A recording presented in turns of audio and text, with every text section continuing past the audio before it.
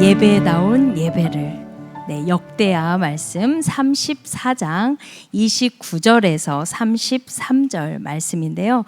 저와 성도님들이 교대로 한 절씩 읽고 마지막 절은 함께 한 목소리로 읽도록 하겠습니다. 왕이 사람을 보내어 유다와 예루살렘의 모든 장로를 불러 모으고 여호와의 전에 올라가매 유다 모든 사람과 예루살렘 주민들과 제사장들과 레위 사람들과 모든 백성이 노소를 막론하고 다 함께 한지라.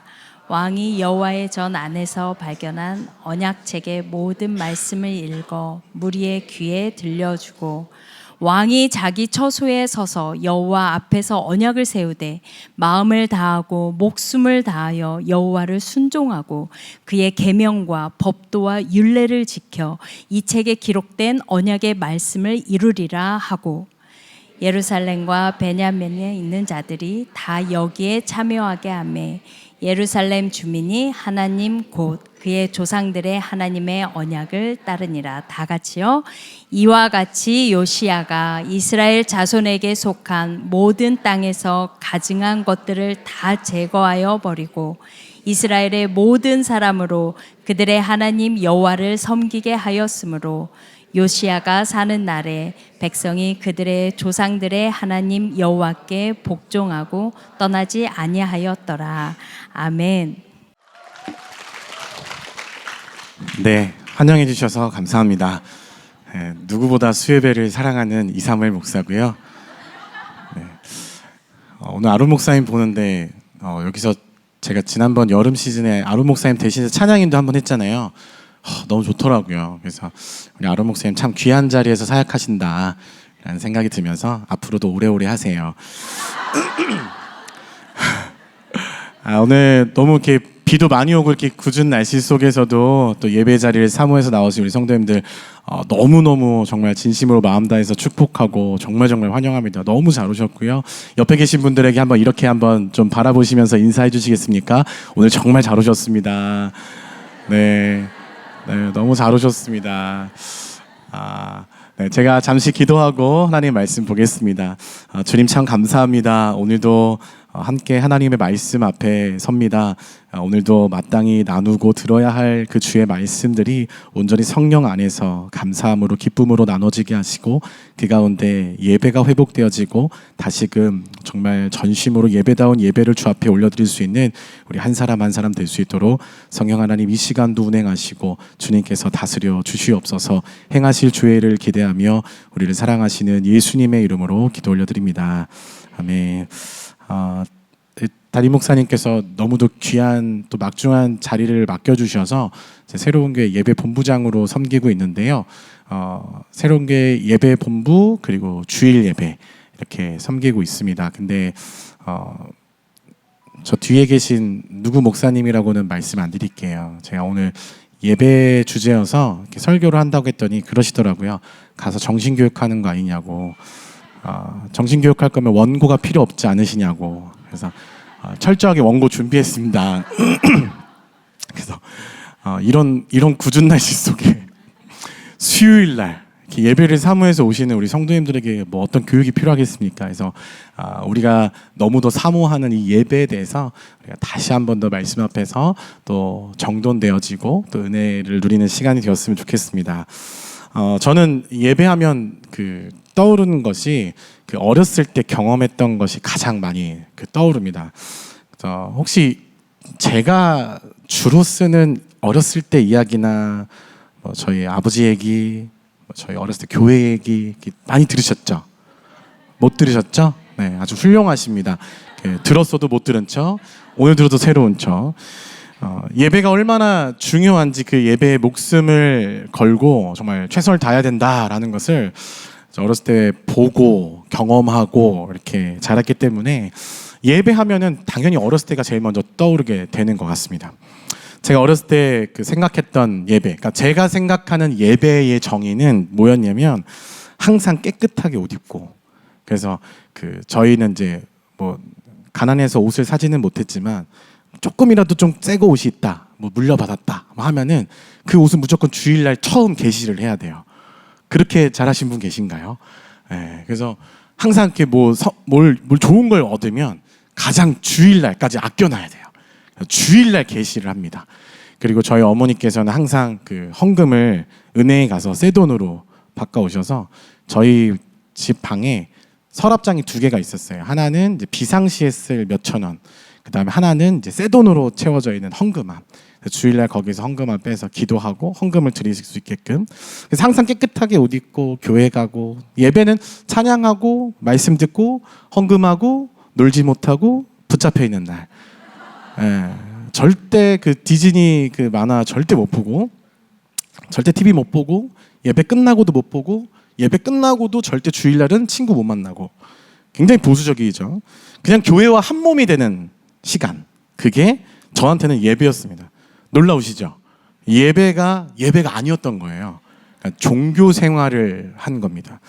정말이지 그 오늘 말씀과 같은 어떤 종교 개혁과 같은 어떤 예배 개혁이 제 어렸을 때 좀 필요했던 것 같습니다.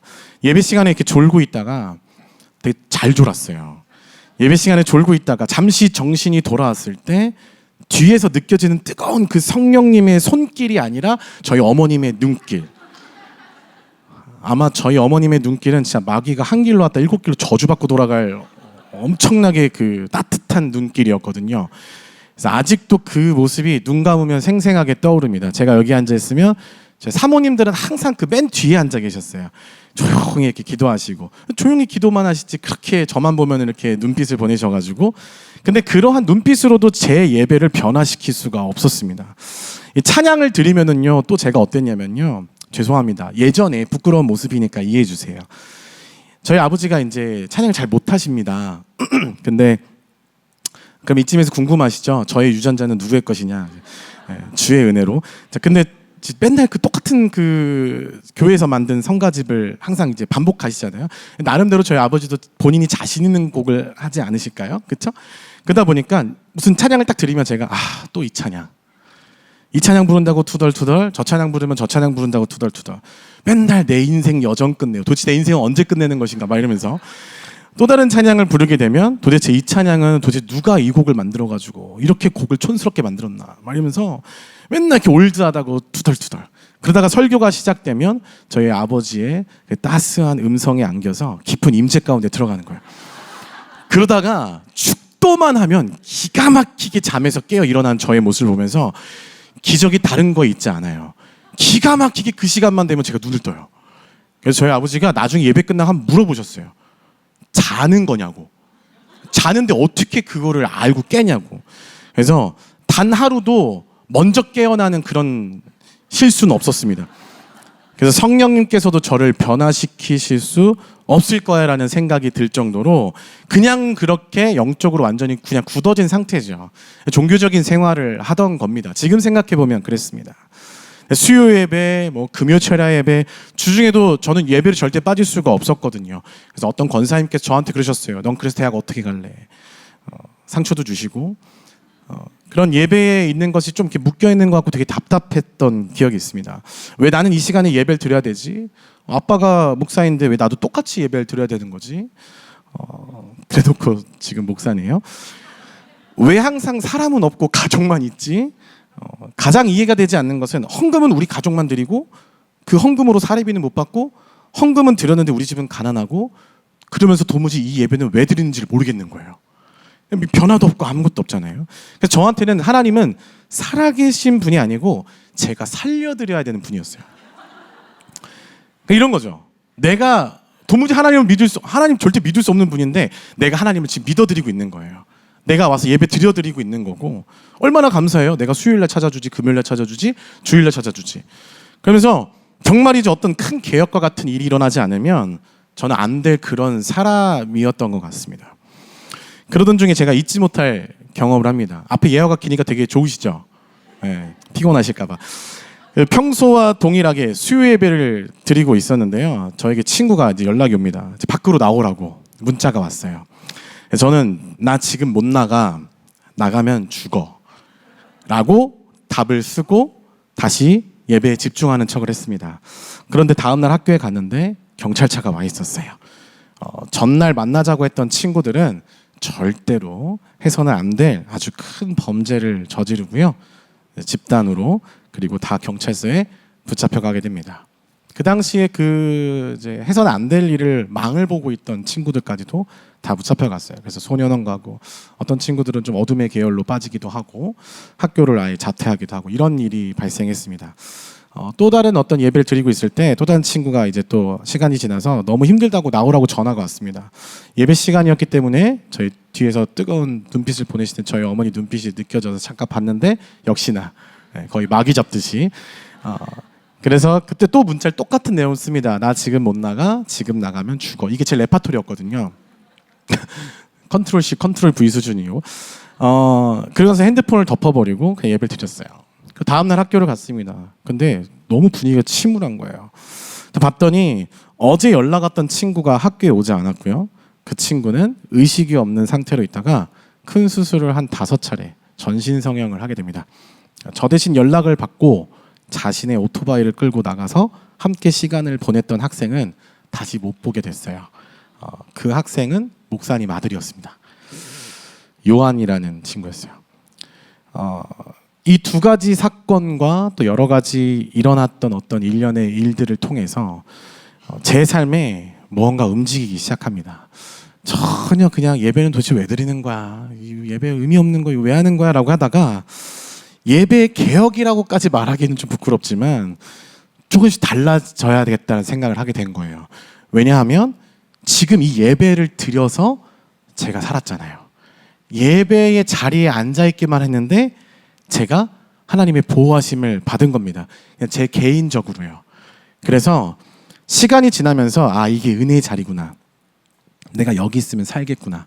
내가 여기 있으면 뭔가 어떤 일이 일어나겠구나. 이런 걸 깨닫게 됩니다. 그러면서 드는 생각이 그러면 내가 어떻게 살아야 되지? 어떻게 예배를 드려야 되지? 라는 생각으로 바뀌기 시작하더라고요. 그러면서 내가 할 수 있는 최선을 다해보자. 근데 그때 당시에 이제 최선은 이제 내가 뭘 최선을 다해서 우리 아버지의 목회를 성공적으로 한번 만들어 드리자. 이런 생각이 강했던 것 같아요. 저는 처음에 그래서 사실은 이제 목사가 되려고 했을 때 저희 아버지 도와드리려고 했는데 목사 안수 받기도 전에 제 아버지랑 떨어져 있습니다. 내가 할 수 있는 최선을 다해서 그래서 예배 시간에 차단할 걸 차단하고 집중할 수 있는 최선을 다해서 집중도 해보고 피곤해도 졸다가도 몸부림쳐서 막 꼬집고 막 별짓 다 하면서 막 그림도 그려가면서 막 합니다. 그러다가 시간이 지나면 지날수록 제가 막 바뀌기 시작하는 거예요. 그러면서 어느 날은 헌금을 드리지 못해서 하나님 앞에 드릴 것이 없다고 막 이렇게 울면서 막 나를 드린다고 막 했던 제 모습이 너무 자랑스럽지 않으신가요? 진짜 헌금 바구니 이따만한 거 만들어줬으면 들어갔을 텐데 이만해가지고 나도 성령 체험하고 방언 받고 싶다고 막 두 손 들고서요. 제가 정신 나간 사람처럼 저희 아버지한테 어떻게 하면 방언을 받을 수 있냐. 아버지가 어떤 사람은 주기도문 100번, 50번 외웠더니 뭐 방언 받았더라. 그걸 또 고지고대로 믿고 일부러 또 12시에 맞춰가야 될 것 같아서 밤 12시에 11시 59분에 본당 내려가서 12시 딱 되는 순간 그때부터 두 손 높이 들고 50번을 외웠어요. 큰 소리로. 한번 해보세요. 절대 힘듭니다. 이거 중부기도 팀 300명 다 못해요 이거. 근데 50번 했는데 아무 일도 일어나지 않길래 제가 50번 더 했어요. 100번 해야 되는구나. 100번을 했어요. 시간이 한 새벽 2시. 아무 일도 일어나지 않았으면서 올라가서 저희 아버지한테 따졌죠. 아무 일도 일어나지 않았다. 저희 아버지가 야, 너 그거 하란다고 했냐? 너 방언 받겠다. 그러면서 진짜로 주일날 오후에 찬양인도 하다가 방언을 받고 그 자리에서 정말 성령님을 깊이 체험하는 저는 은사주의 신비주의가 아님에도 불구하고 굉장히 보수적인 장로교회에서 말도 안 되는 막 일이 일어납니다. 24시간 예배만 드리면서 살고 싶다고요. 이제 기타를 배워야겠다 해서 레슨을 받고 막 예배 모임 만들고 막 예배 드리고 싶다고 막 집회 만들고 막 그래서 막 이 교회 저 교회 찾아다니면서 막 신천지 취급도 받고 별 다 해봤어요. 어떤 날은 말씀 구절 하나하나가 막 이렇게 블록처럼 성경 읽으면 이렇게 블록처럼 튀어나오는 경험 해보신 분 계세요? 정신이 좀 온전하지 못한 분들이에요. 성령으로 완전 충만한 분들이거든요. 막 블록에 막 말씀이 튀어나오는 거죠. 그리고 막 말씀이 막 이렇게 달게 느껴지신 분 계세요? 이것도 보통 아니십니다. 저도 막 그래서 막 쩝쩝대 본 적도 있어요. 진짜 저 거짓말, 강단에서 거짓말 안 합니다. 진짜 막 쩝쩝거리고 말씀을 듣는데 왜 눈물이 나지? 막 왜 찬양을 하는데 막 기뻐하며 왕께 노래를 이 찬양하는데 왜 내가 왜 기쁜데 왜 눈물이 나지? 막 이게 이상한 거예요. 그리고 왜 십자가가 믿어지지? 진짜 십자가 사건을 믿는 사람은 제가 봤을 때 정신적으로 정말 가장 큰 문제가 있는 사람이라고 저는 항상 마음속에 생각을 했는데 이게 왜 믿어지지? 이해가 되지 않는 거예요. 하염없이 막 눈물이 나. 이 모든 것이 다 예배 안에서 경험했던 일들입니다. 그러니까 어느 순간 제 안에 하나님이 어떠한 사건을 통해서 제 안에 부르시기 시작하고 하나를 다 부수기 시작하시고 새롭게 변화를 시키시고 개혁과 같은 일들을 막 일으키시는 거예요. 졸기만 하고 지루해하기만 하던 종교 생활을 하고 있던 저에게 아무것도 안 했는데 예배의 자리에만 있었는데 은혜를 주시고 점점 스며들게 하시고 기다려주시고 만나주시고 분명히 제가 결단하고 감당해야 할 시간은 있었습니다. 예배다운 예배를 드릴 수 있도록 주님이 은혜를 주셨지만 제 안에 반드시 제 스스로 하나님 안에서 청소되고 정리되고 점검되고 버리고 결단하고 순종해야 하는 시간이 있었다라는 거예요. 그냥 되어지지 않았다라는 거죠.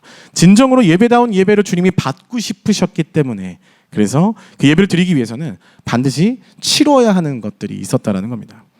사랑하는 우리 성도 여러분, 너무도 우리 훌륭하신 우리 수요예배 오신 우리 성도님들, 우리 성도님들의 예배는 혹시 어떠하십니까? 정말 물어보고 싶었어요. 제가 설교 준비하면서 와 진짜 우리 성도님들 예배는 어떠실까? 한 분 한 분 듣고 싶더라고요. 지금 우리가 드리는 예배는 예배다운 예배, 그 하나님이 받으실 만한 그 예배를 드리고 계신지 그러니까 우리가 늘 항상 하나님 앞에서 점검되어져야 된다고 믿습니다. 오늘 본문에 등장 드디어 본문이에요. 아쉬우시죠? 더 하려다가 아껴놨어요. 네, 좀 더 기대하시라고. 오늘 본문에 등장하는 요시야라는 왕이 등장을 합니다. 이제 8살에 굉장히 어린 나이에 왕이 됩니다.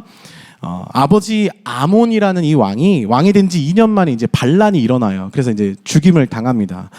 그리고 나서 이제 아몬의 뒤를 이어서 왕이 되는데 사실 이제 반란이 일어나고 나서 왕이 되기는 어렵잖아요. 보통 반란군 혹은 반란을 일으킨 자가 왕의 자리에 올라가는데 하나님의 섭리, 정말 하나님의 보호하심으로 뭐 어떻게 어떤 일이 일어났는지 모르겠지만 어쨌든 이 하나님께서 계획하신 그 질서에 따라서 예비하신 그 은혜에 따라서 계보가 이어지게 되는 것이죠. 그래서 남유다에 이제 그 여러 왕이 있었지만 하나님께 칭찬을 받은 이 왕들은 이 두 가지 조건 중에 하나라도 갖춘 왕은 칭찬을 받았었습니다. 역대하 34장 2절에 보면은요, 여호와 보시기에 정직하게 행하여, 여호와 보시기에 정직하게 행하는 사람, 그 다음에 그의 조상 다윗의 길로 걸으며 좌로나 우로나 치우치지 않는 사람. 근데 하나님 보시기에 정직하게 행했다라는 왕이 한 8명 있었고요. 그리고 다윗의 길로 행했다라는 왕이 3명 있었습니다. 우리 성도님들 잘 아시는 제가 지난번에 설교했던 여호사밧, 그리고 히스기야, 그리고 오늘 요시야 왕입니다. 근데 이 중에서 이 두 가지 모든 것을 다 충족시킨 왕이 요시야 왕이었어요. 요시야 왕이 엄청난 사람이라는 걸 우리 성도님들이 기억하셔야 됩니다. 그렇다고 한다면 이 요시야 왕의 삶이 어떠했기에 하나님께서 인정하신 것일까? 당시에 요시야 왕이 통치했던 그 시기뿐만 아니라 그 이전부터요, 이 굉장히 당시에는 많은 우상들이 뒤섞여서 죄악으로 가득했던 시대였습니다. 요시야의 할아버지가 누구죠? 잘 아시는 므낫세라는 왕이었어요. 이 므낫세라는 왕이 굉장히 악한 왕이었는데 이 완전 죄로 들끓는 왕이었습니다. 이 왕이 통치에 이제 49년 동안 너무나도 긴 시간을 죄된 상태로, 나중에 이제 49년 지나고 나서는 회개하고 돌이키거든요. 근데 이미 그땐 늦었죠. 그래서 그 아들 아몬이 그 49년 동안 배운 걸 그대로 하지 않습니까?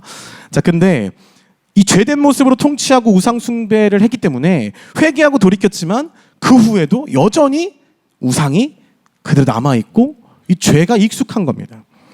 달라지지 않은 이 나라와 이 백성을, 이 현재 상황을 통치해야 되는 이 왕의 자리에 누가 오른 겁니까? 8살짜리 요시야 왕이 오르게 된 거예요.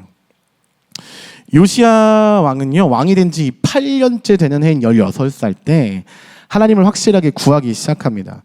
역대하 34장 이 3절 말씀에 보면은요, 다윗 아직도 어렸을 때에 곧 왕위에 있은 지 8년 그의 조상 다윗의 하나님을 비로소 찾았다라고 기록되어 있습니다. 그러면서 산당들과 아세라 목상, 그리고 아로새긴 우상들, 부어 만든 우상들, 우상이란 우상들은 다 제거하기 시작하는 거예요. 그러니까 12년째 되던 해부터는요, 더 나아가서 12년째 되던 해, 그러니까 20살 때는요, 나라 안에 있던 그 모든 우상들을 다 없애버리는 엄청난 개혁을 행합니다. 이전과 같지 않을 거야 라는 거의 그 정도의 각오로 극단적인 종교 개혁을 통해서 우상들을 제거하는 일을 시작합니다. 예배다운 예배의 시작은요, 오늘 본문에서 말하는 것 같이 바로 이 우상을 제거하는 것에서 시작됩니다. 그렇다면 우리 성도님들 떠오르시는 이제 이미 벌써 신앙생활 오래 하시고 하면 이제 우상이 뭔지 다 아시잖아요, 그죠? 하나님께서 가장 싫어하는 것이 무엇일까요? 우상입니다. 우상은 단순히 그 만들어낸 무슨 금송아지 신상 이런 단순하게 불상 이런 거를 이야기하지 않고요. 우리의 마음에 계속해서 생산되고 있는 우상들을 포함한다라는 것을 기억하셔야 돼요. 너무 놀랍지 않습니까? 그 우상을요, 우리가 계속 만들어내는 거예요. 계속 우리가 우상을 제조하는 겁니다. 나의 간절한 바램, 때로는요, 죄송합니다, 기도 제목, 내가 가장 사랑하는 거, 이게 우상이 되기도 하는 거예요. 소유, 성공, 사랑, 물질, 명예, 권력, 꿈, 비전, 사역, 자녀, 외모, 다요. 이 모든 것이 언제든지 하나님이 주신 축복이고 선물이고 비전이 될 수도 있는 것인데, 그것이 자칫 잘못하는 순간 우리가 만들어내는 공장에서 우상으로 제조되어져서 만들어진다라는 겁니다.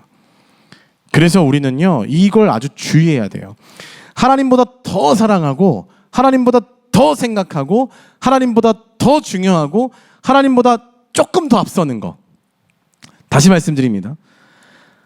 하나님을 사랑하지 않고, 하나님을 생각하지 않고, 하나님을 중요하지 않다라고 하는 것이 아니라 하나님보다 더요. 아주 조금 더요. 아주 한 걸음 미세한 정도 더요. 이러한 우상이 우리의 신앙 안에 함께 자리하고 있는 거예요. 삶 속에서 그 우상을요, 우리가 품은 채로, 이게 우상인지도 모르고 그대로 같이 교회에 나와서 그걸 끌어안은 채 우리가 예배를 드리는 겁니다. 그러면서 이 우상을 우리가 기도 제목이라고 이야기하면서 하나님 앞에 예배 자리에 내놓는 거예요. 이 얼마나 두렵고 떨리는 일이겠습니까? 예배를 드리고 기쁘고 눈물이 나고 감동받고 나의 예배를 받으셨다라고 생각하는 것이 어쩌면 착각일 수도 있다라는 것은 굉장히 무서운 겁니다. 내 안에 여전히 있는 그 우상이 우상인지 모르고 가지고 있는 그 우상으로 인해서 그러한 착각들이 일어나는 것이죠. 우상이 아니라고 하나님 앞에 얘기하는 거예요. 하나님 우상 아니에요. 하나님을 위해서 내가 가지려고 하는 겁니다. 하나님 우상 아니에요. 하나님 나 사랑하시잖아요. 하나님 우상 아니에요. 하나님 제가 기쁜 거 기쁘시잖아요.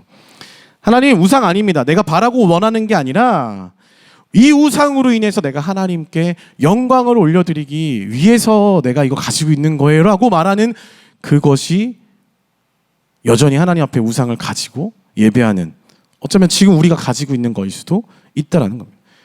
근데 문제는요, 그 우상 때문에 우리의 예배가 하나님께서 받으실 만한 예배가 될 수 없다라는 겁니다. 그러니까 하나님 앞에 이렇게 막 예배 드렸는데 하나님이 받지 않으시는 거예요. 근데 우리는 너무 좋다, 오늘 너무 좋았어, 오늘 너무 기뻤다 하고 돌아가는 거죠. 근데 그게 뭔지를 모르는 겁니다. 때로는 이렇게 얘기도 합니다. 어쩔 수 없어요, 하나님. 이럴 수밖에 없는 이유가 있습니다. 요시야 왕 때도 이미 벌써 우상과 다른 신들이 막 섞여서 막 난리가 난 거예요. 성전에도 우상이 있고 성전 밖에도 우상이 있고 성전 100m 거리에도 우상 또 다른 신이 있는 겁니다. 근데 아수르라는 강대국이 있기 때문에 어떤 정치적인 관계, 힘의 권력에 의해서 그 아수르의 우상을 없애지를 못하는 거예요. 그걸 없애는 순간 아수르한테 도전이니까요. 그러니까 어쩔 수 없어요 라고 얘기하는 거죠. 이럴 수밖에 없는 주님 이유가 있습니다. 하나님 사정이 있어요. 아시잖아요. 제 눈물의 기도. 나도 이러고 싶지 않은데, 다 아는데 하면서 여전히 우리의 우상을 보호하고 있는 거예요. 그 우상들로 내 마음을 채우고 내 인생을 채우고 내 시간을 채우고 있다라고 한다면 우리는 예배다운 예배를 하나님 앞에 드릴 수가 없는 겁니다. 예배가 멈춰 있는 거예요. 주님이 받지 않으시는 예배의 상태로 있는 겁니다. 우리 여기 오신 우리 성도님들은 그렇지 않으실 거라고 믿습니다. 설교를 잘못 준비했을까요? 여러분의 우상은 혹시, 우리 성도님들의 우상은 혹시 어떤 거가 떠오르세요? 정말 우리가 잘 분별하고요. 진짜 이렇게 해서 이렇게 쓱싹쓱싹 닦아서 잘 들여다봐야 됩니다. 이게 내가 꿈이라고 가지고 있는 건지, 그냥 하나님 주신 선물이라고 하고 가지고 있는 건지, 내가 누려도 되는 걸로 착각하고 있는 건지, 아니면 진짜 이게 내 안에서 하나님보다 앞서고 있는 건지, 내가 이걸 어떻게 정리해야 하는지, 우리가 이 예배의 자리에서 사실 그거를 다 제거하기 시작해야 됩니다. 그것이 이 예배에서 일어나야 할 개혁인 것이죠. 오늘 바라고 원하옵기는 하나님께서 그 모든 것들을 생각나게 하시고 떠오르게 하셔서요, 과감히 이 예배 자리에서 그것을 파하시고 버리시고 깨끗하게 주 앞에 나아가는 성령의 충만함을 입는 우리 성도님들 되시길 주의 이름으로 축복합니다. 예배다운 예배를 위한 개혁이 바로 오늘 이 예배 자리에서 시작되는 거예요. 역대 34장 8절에서 14절까지의 말씀을 보면은요, 이런 이야기가 있더라고요. 성전을 이제 수리를 합니다.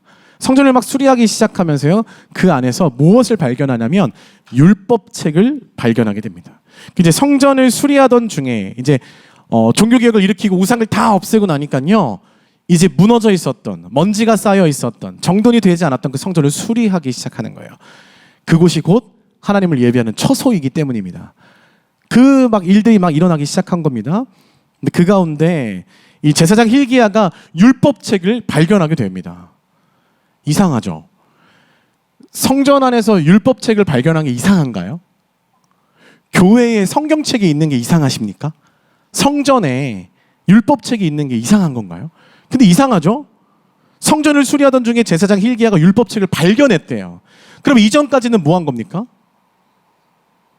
그 율법책이 없었던 거죠. 있는지 없는지도 몰랐다라는 거예요. 그 정도로 예배다운 예배가 드려지지 않고 있었다라는 겁니다. 그냥 우상 예배하고 이거 예배하고 내가 예배 드리고 싶으면 예배하고 아니면 내 마음대로 예배하고 있었던 거죠. 자, 그러던 중에 이 hil기야는요, 그것을 서기관이었던 이 사반이라는 사람한테 전해줍니다. 그래서 서기관 사반이 그것을 요시야 왕에게 전달을 해요. 그리고 요시야 왕 앞에서 그것을 읽기 시작합니다. 성전을 수리했다라는 것이 어떤 의미일까요? 찾아보니까요, 하나님과의 관계를 재정립하는 거다라는 어떤 그런 의미가 있더라고요. 성전을 수리했다. 그러면은 우리 성도님들 생각하실 때 이 에스하우스가 어디가 고장나야 그걸 수리해야 하나님과의 관계가 재정립되는 건가? 물론 이렇게 생각하실 분은 한 분도 없으실 거라고 믿습니다. 그런데 하나님과의 무너진 관계, 멀어진 관계, 어그러진 관계가 수리되는 거예요. 그러니까 다시 말하면 새롭게 되어진다는 겁니다. 교회를 향해서 멈춰있던 발걸음, 다시금 교회를 향하는 거예요. 그게 수리하는 겁니다. 예배를 드리고 싶지 않았던 그 마음으로 뒤돌아서 있었던 내 자신의 마음을 다시금 돌이켜서 하나님 앞에 나아가는 게 성전을 수리하는 거예요. 하나님과의 관계가 재정립되는 시간이에요. 그렇게 될 때 무슨 일이 일어납니까? 우리가 돌이켜서 우리의 발걸음을 교회로 옮기고 우리가 돌이켜서 다시금 그 예배의 자리에 나아가고 우리가 돌이켜서 하나님으로부터 멀어진 그 마음을 돌이킬 때 그때 어떤 일이 일어나요? 하나님의 뜻과 그 말씀을 발견하게 되는 거예요. 율법책을 발견했듯이 말입니다. 하나님의 전에서 하나님의 말씀을 발견하게 되는 거예요. 하나님의 전에 가면 어떻게 됩니까? 하나님의 말씀을 듣게 되죠. 하나님의 뜻을 듣게 되는 겁니다. 내 발걸음이 교회를 향하게 되면, 예배의 자리로 나아가게 되면 내가 듣고 싶든 듣고 싶지 않든 하나님의 말씀을 발견하게 되는 거예요. 제가 졸고 있다가 듣지 못했다 할지라도 하나님께서 발견시켜 주시고 뜻하신 바를 알려주시고 이런 일들이 일하는 겁니다. 이어지는 말씀에서 보니까요, 이제 이 요시야가 성전을 수리하고 나서 정결하게 하면서 그 가운데 발견되었던 그 말씀 앞에 엎드립니다. 사랑하는 우리 성도 여러분, 예배라는 것은요, 그 말씀, 하나님의 뜻을 발견하고 그 말씀 앞에 엎드리는 시간입니다. 그러니까 회개하는 시간인 거예요. 자복하고 통회하는 심령. 이 34장 19절 말씀에 보면은요, 이런 이야기가 있습니다. 왕이 요시야 왕이 이 율법의 말씀을 듣자 어떻게 하냐면요, 곧 자기 옷을 찢더라라고 되어 있어요. 그러니까 왜 찢었을까요? 왜 하나님께서 이러한 일을 벌이셨고 우리가 뭐가 잘못되었던 거지? 우리가 어떻게 사는 것이 하나님의 올바른 삶이었고 신앙이었고 예배였는지를 깨닫게 되는 순간 견딜 수가 없는 거예요. 내가 왜 이런 죄된 모습으로 살았지 하면서 자신의 옷을 찢고 회개하는 겁니다. 자복하고 통회하는 심령.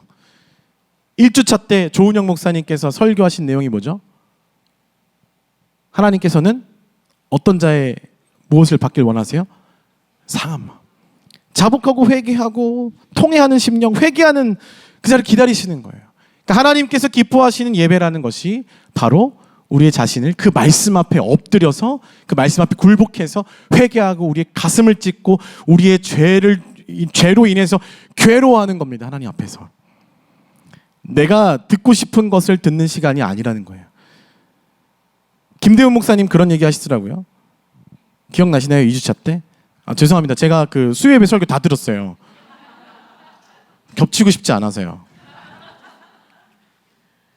다음 주 김소리 목사님 알아서 하실 겁니다. 하나님의 말씀을 두렵고 떨리는 마음으로 듣는 시간이 예배인 거예요. 그러니까 내가 필요한 말씀, 이미 벌써 다 혹시 듣고 싶은 얘기 정해서 오시는 경우들 있으시잖아요. 여긴 없으시지만. 요시야가 율법의 말씀을 듣자 어떻게 됐냐면요, 이거 너무 괴로운 말씀이거든요. 자기가 죄인이라는 말씀이에요. 그 말씀을 듣자 곧 자기 옷을 찢더라. 겸손하게 반응한 겁니다. 왕이 옷을 찢고 그 서기관 앞에서 자신의 옷을 찢으면서 회개하고 자복하는 엎드리는 모습을 한번 상상해 보시겠습니까? 왕입니다, 왕. 근데 서기관 앞에서 말씀을 읽어줬는데 서기관이 한 말씀도 아닌데 막 그 앞에서 막 으아 뭐 하면서 막 너 괴로워하면서 내가 죄인이라고 막 가슴을 찢고 통회하는 거예요. 왕이 자신의 부끄러움, 죄의 모습을 드러내는 겁니다. 내가 죄인입니다. 겸손한 예배의 자세라는 이런 것이죠. 목사님의 말씀을 듣는 시간이 아니라는 겁니다. 하나님의 말씀을 듣는 시간. 목사님은 전달자죠. 그 말씀 자체가 하나님의 임재인 것입니다. 믿으십니까? 우리는 그 말씀 앞에 같이 엎드리는 거예요. 같이. 준비는 했으나 다시 한번 그 말씀 앞에 함께 엎드리는 겁니다. 자복하고 회개하는 시간인 거예요. 목사님도 잘 못하면서 뭐 연약함이 있으면서 본인은 완벽한가? 똑같은 사람이죠. 연약한 존재입니다. 저를 잘 아시는 성도님들은 아마 아실 거예요. 그렇죠? 한결같죠? 네. 주여, 하나님께서 사용하시겠다고 선택한 것뿐이에요. 하나님 손에 붙들리는 순간 그냥 쓰임받는 도구입니다. 그렇기 때문에 예배 가운데 우리가 사람을 바라봐서는 안 돼요. 목사님의 설교가 어땠다, 뭐 목사님의 찬양이 어땠다. 제가 찬양 인도할 때 어떤 성도님은 그러셨어요. 연락이 오세요. 오늘은 악보를 많이 봤다. 오늘은 악보를 많이 안 봤다. 넥타이가 틀어졌다. 머리를 했다. 격려해 주시는 거예요. 너무 이렇게 심각하게 생각하시면 안 돼요. 예배에 집중해야 하는 우리의 예배 자세가 사람을 보기 시작하면은 집중하지 못하죠. 근데 이 사람이 전하는 것으로 듣지 않아야 되고 사람이 그 예배를 주관하는 것으로 보지 않아야 된다는 거예요. 요시야는 그렇지 않았어요. 하나님의 말씀이 들려질 때 서기관이 이 말씀을 나에게 너 요시야 너 잘못했지라고 듣지 않았다는 거예요. 하나님이 나에게 오늘 말씀하시는 말씀으로 그 앞에 아무것도 보지 않고 그 지금 이 말씀으로 임하시는 그 하나님만 보면서 그 앞에 엎드렸다는 겁니다. 이 마귀는요, 사람이 예배를 주관하는 것으로 보도록 자꾸 만들어요. 그래서 예배를 공격하고 방해할 때 사람으로 제일 많이 어렵게 합니다. 오늘따라 목사님이 어쩌고, 오늘은 누가 어쩌고, 어떤 분들은요, 뭐 밴드, 뭐 찬양 편곡이 어쩌고, 이러기 시작하면은요, 하나님을 경배하는 그 찬양의 시간이, 그 말씀이, 내가 들어야 하는 그 말씀과 내가 받아야 하는 그 은혜가 사라지는 거예요. 닫혀버리는 겁니다. 요시야는 자신이 왕이었음에도 불구하고 하나님의 말씀 앞에 옷을 찢고 회개했습니다. 누군가에게 보여지는 것을 의식하면서 예배하는 우리의 모습이 있다면 그것이 하나님 앞에서 깨어지길 소망합니다. 의식하기가 쉽죠. 사람에게 마음 뺏기가 너무 쉽습니다. 누군가가 나를 이렇게 보면 어떡하지? 저렇게 보면 어떡하지? 그렇죠? 요시야 왕이 옷을 찢다가 하다가 서기관이 나를 이상하게 보면 어떡하지? 다시 옷을 꼬매야 되나? 막 이러지 않았다는 거예요. 근데 우리가 그런 모습이 너무 많다는 거죠. 나 같은 죄인 살리신 주 내 골라와 찬양하는데, 왠지 나 같은 죄인 살리신 부를 때 두 손 높이 들면서 눈물을 흘리면 이 찬양을 할 때 사람들이 도대체 이번 주에 얼마나 큰 죄를 저질렀길래 그런 시선으로 쳐다볼까봐 나는 아무 일이 없었던 것처럼 평안하게 한 주를 신앙생활을 말씀으로 승리한 사람인 마냥 남을 의식하면서 예배하는 모습 혹시 있지 않으십니까? 제가 아까 찬양할 때요, 스스로에게 칭찬하는 거예요. 주님은 산 같아서 할 때부터 제가 손을 계속 들고 있었어요. 쥐날 뻔했습니다. 중간에 한 번쯤 내려줘야 되는데 계속 들었어요. 그러면서 이런 생각을 했습니다. 내가 이 자리에서 예배드릴 때 분명히 내가 두 손을 드는지 안 드는지 보시는 우리 성도님들 계실 텐데, 내가 손을 안 들면 시험에 드실 어떡하지? 이래서 한 게 아니고요. 하나님 앞에서 내가 진짜 이 찬양을 하나님 항복합니다. 내가 이 찬양 앞에 내가 굴복하겠습니다. 오늘 내가 예배에 대해 설교해야 되는데 나부터가 하나님 앞에 자복하고 회개하는 마음을 하는데 두 손 들고 하나님 앞에 나아갑니다 라는 마음을 들었거든요. 혹시 우리가 누군가의 시선을 의식하고 남을 의식하는 것이 있다면 우리 안에 그것을 깨어부숴야 돼요. 그것이 어렵다라고 한다면 그거 놓고 기도하셔야 됩니다.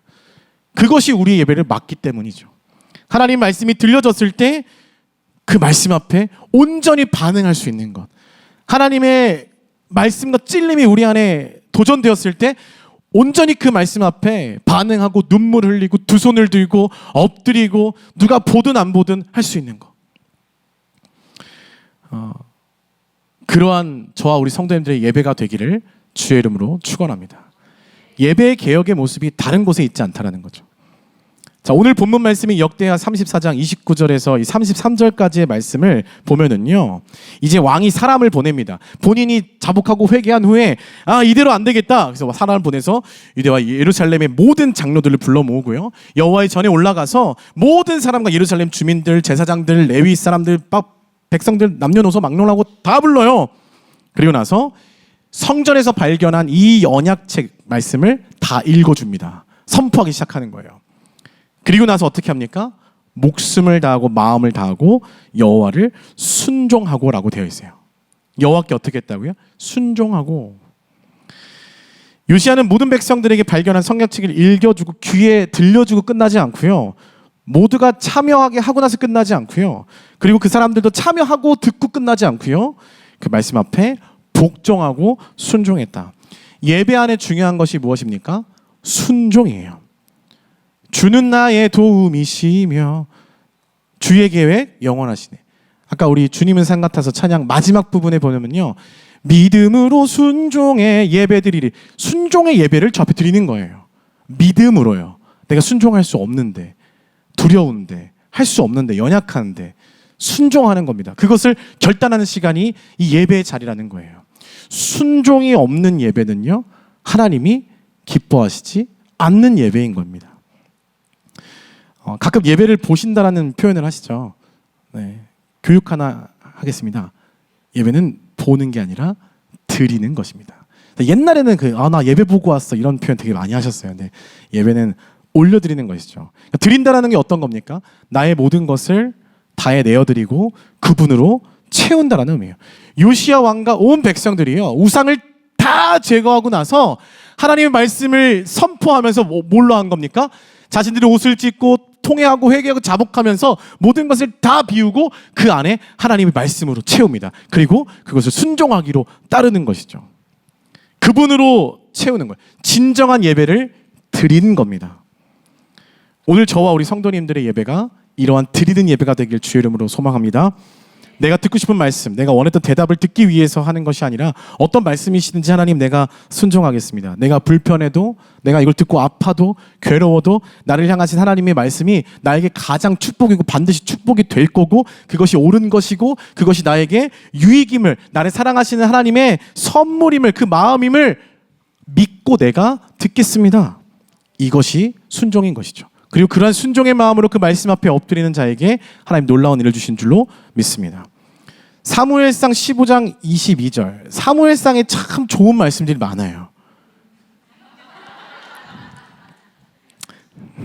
사무엘상 15장 22절 말씀에 보면 사무엘이 이르되 여호와께서 번제와 다른 제사를 그의 목소리를 청종하는 것을 좋아하심 같이 좋아하시겠나이까. 순종이 제사보다 낫고 듣는 것이 순양의 기름보다 나으니. 하나님께서 순종을 기뻐하신다는 것입니다. 우리의 마음의 반응을 기뻐하신다는 거예요. 아멘하고 끝나는 것이 아니라 오늘 말씀 좋았어, 참 은혜가 된다, 맞는 말이야, 동의해, 공감해, 이런 차원이 아니라 그 말씀에 순종하는 거, 바로 행함 있는 믿음으로 나아가는 것이죠. 이것이 진정한 예배고요. 하나님이 요시야 왕을 통해서 종교개혁이라는 것을 일으키면서 진정 그들에게 받기 원하셨던 그 예배다운 예배는 무엇이냐면 바로 순종, 반응하는 예배였다는 거예요. 이 순종의 예배, 반응하는 예배를 하나님께서 기뻐하십니다. 아멘이십니까? 그것을 누가 보여주셨어요? 예수님께서 보여주셨어요. 예수님께서 십자가의 예배를 통해서 우리에게 그 순종의 예배가 무엇인지 보여주신 겁니다. 그래서 우리가 예배 가운데 십자가를 바라보면서, 우리가 설교도 마찬가지고 우리가 늘 항상 십자가를 바라보면서 우리가 예배하는 이유는 바로 그거예요. 순종의 제사가 바로 십자가였기 때문입니다. 예수님께서 그 십자가 앞에서 우리의 헛된 그 우상들을 태우시고 불태우고 벗어 던지셨어요. 십자가 앞에서, 그래서 우리는 우리의 죄를 회개하고 그 십자가 앞에서 우리가 그 말씀 따라 살기로 결단하고 그 십자가를 이제 내가 지고 살겠다라는 순종이 일어나는 것, 그것이 십자가에서 보이신 예수님의 그 순종의 예배인 줄로 믿습니다. 우리의 예배가 바로 그 예배다운 예배가 그러한 예배가 되어야 할 줄로 믿습니다. 사랑하는 성도 여러분, 요시야의 종교개혁의 말씀을 통해서 우리의 예배가 달라져야 된다. 무언가 개혁이 필요하다. 그런데요, 예배의 개혁은 교회에서 책임져 주는 게 아니에요. 가끔 그러세요. 우리 교회 예배는 이렇다. 더 얘기 안 하겠습니다. 요즘 예배 이렇다. 뭐 어디 교회는 뭐 이렇더라. 뭐 조명을 껐다, 뭐 켰다, 뭐 밴드가 어쨌다 저쨌다, 뭐 옷을 어떻게 입었다, 뭐 앞에 LED가 있다 없다, 왜 우리는 아직도 LED가 없냐, 뭐 되게 다양한 예배를 얘기하십니다. 근데요, 이게 문제가 아니에요. 예배 개혁은요, 그 예배 형태에서 오지 않습니다. 진짜 예배의 개혁이 무엇입니까? 내가 개혁되는 건 줄 믿습니다. 내가. 태산을 넘어 험곡에 가도 빛 가운데로 내가 잘 걸어가면 주께서 항상 나와 함께 하시기로 약속한 말씀, 편치 않는 걸 경험하는 거예요. 내가 중요한 겁니다. 내가 잘해야 돼요. 요시야 왕이 변화되니까 어떻게 됩니까? 그 나라 전체가 바뀌죠. 사랑하는 성도 여러분, 우리 한 사람 한 사람의 예배가 개혁되기를 주의 이름으로 축원합니다. 우리의 예배가 먼저 부서지고 변화되고 겸손해지고 그 말씀이 들려졌을 때 우리가 순종하고, 우리의 예배가 예배다운 예배로 개혁되어질 때 하나님이 받으실 만한 그 예배를 통하여서 하나님이 은혜 주시고 축복도 주시고 뜻하지 않은 섭리로 우리 삶 가운데 기적도 베푸시는 줄로 믿습니다. 다시 한번 우리 성도님들께 질문합니다. 지금 우리 성도님들의 예배는 어떠하십니까? 우리가 매주 드리고 반복해서 드리는 예배는 혹시 어떠하세요? 하나님께서 원하시는 예배를 드리는 우리 되길 소망합니다. 연약하죠. 예배 드리는 것조차 우리의 힘으로 할 수 없다는 거. 저 항상 기도할 때 그래요. 하나님 너무 죄송하다고. 예배 드리는 것조차 내가 막 준비해서 서프라이즈 이런 게 아니라 하나님의 은혜를 끌어다가, 하나님의 도우심을 끌어다가 하나님이 붙잡아 주신 손길을 붙잡힌 상태에서 예배를 드려야 한다는 것이 너무 죄송한 거예요. 그만큼 연약한 우리지 않습니까? 그런데요, 주님께서는요 다 아세요. 우리의 연약함, 우리가 주님이 필요한 것 다 아십니다. 우리가 제거해야 할 그 우상들도 다 아세요. 우리가 그 말씀 앞에 온전히 순종하지 못하는 것도 다 아세요. 우리가 그 말씀 앞에 옷을 찢고 회개하고 자복하지 못하고 있는 것도 다 아십니다. 그렇기 때문에 다시 이 예배 자리에서 하나님 앞에 다시 나아가는 거예요. 하나님, 오늘도 개혁을 일으켜 주십시오. 오늘도 내 삶에 부서져야 할 거, 하나님 내가 모르고 있는 거, 내가 착각하고 있는 거 다 깨트려 주십시오.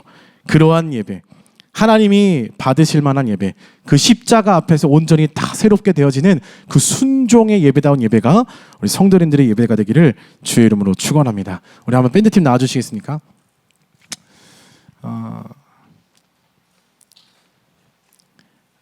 이 시간 함께 자리에서 일어나셔서 우리가 가슴에 손을 얹고 한번 이런 고백을 했으면 좋겠어요. 찬양을 부르실 때 하나님, 예배다운 예배를 드리기 위해서 하나님 이 예배의 자리에서 지금 개혁이 일어나야 됩니다. 그 개혁은 내가 변하는 겁니다. 주님, 나만 변하면 됩니다. 내 안에 있는, 내가 우상인지도 모르고 내가 소유하고 있었던 그 우상이 있다면 하나님 발견시켜 주시고 그것을 제거하고 예배하게 해주십시오. 내가 말씀을 듣기만 하고 순종하지 못하고 있다면 하나님 순종할 수 있는, 반응할 수 있는 믿음을 주십시오.